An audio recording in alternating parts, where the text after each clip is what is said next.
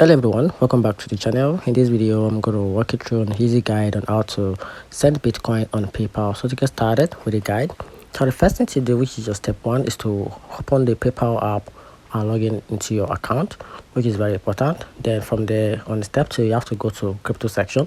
So tap the finances or crypto on the home screen. Then from there, select Bitcoin, which is BTC.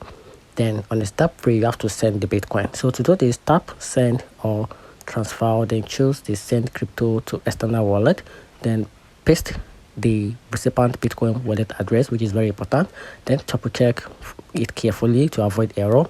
Then once that is done, enter the amount of BTC to send and review the fee and the total. Then tap send now to confirm. And here's a quick requirement: you must have the Bitcoin in your PayPal wallet, and you need to verify your identity with PayPal, and the receivers also must have Bitcoin wallet, which is PayPal or external receiver wallet. And that's it. Find the video helpful, leave the turn notification button and subscribe for more. Thanks.